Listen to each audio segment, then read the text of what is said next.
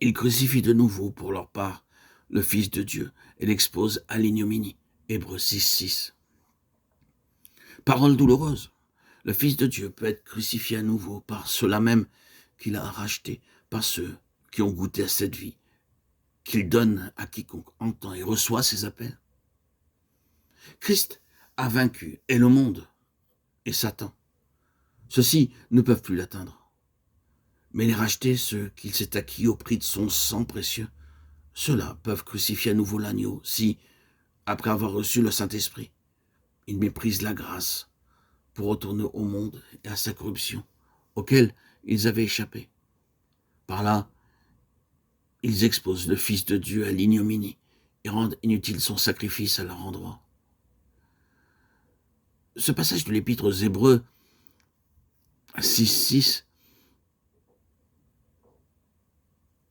nous montre que la lumière reçue crée une responsabilité. Et l'apôtre Pierre, à son tour, nous dit qu'il vaut mieux n'avoir jamais connu la voie de la justice que de s'en détourner après l'avoir suivi, de Pierre 2, 20, 21. Chers amis, auditeurs, auditrices, abonnés, veuille le Saint-Esprit illuminer si puissamment la mort de Christ pour nous qui sommes ses enfants de Dieu, qu'ils voient et comprennent au pied du calvaire dressé combien est odieux, horrible, haïssable le péché qui nécessita la mort du saint et du juste. Qu'ils y prennent la résolution inébranlable de ne jamais transiger avec le mal.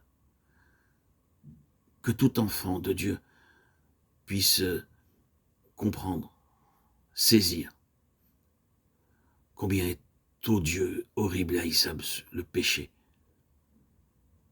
qui a causé la mort de notre Seigneur. Et qu'ainsi l'enfant de Dieu prenne la résolution de ne jamais transiger avec le mal, de ne pas se détourner du Seigneur, de porter toujours ses regards vers le sacrifice du saint et du juste de Dieu. Que cette résistance au péché, cette lutte jusqu'à la mort s'il le faut, soit la marque de tous les rachetés, soit le sceau acquis pour tout enfant de Dieu.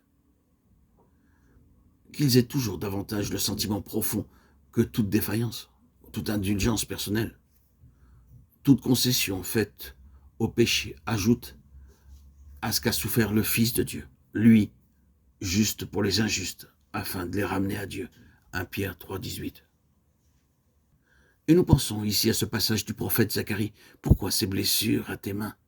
Il répondra, c'est que j'ai reçu des coups dans la maison de mes amis. Zacharie 13,6. Oh, enfant de Dieu. Que la pensée que nous pouvons rouvrir ces blessures, ajouter à ces souffrances, nous garde de tout péché, pensé ou vécu, dans le cœur ou dans la vie. Il est mort pour nous affranchir.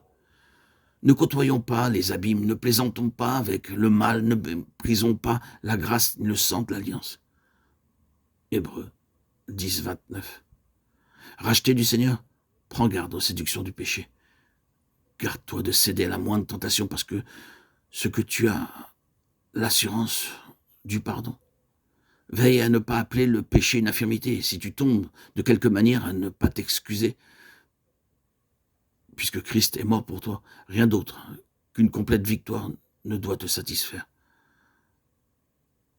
Marche dans un saint tremblement sur les pas du crucifié, veillant comme autrefois les sacrificateurs à ne toucher quoi que ce soit d'impur ou de souillé.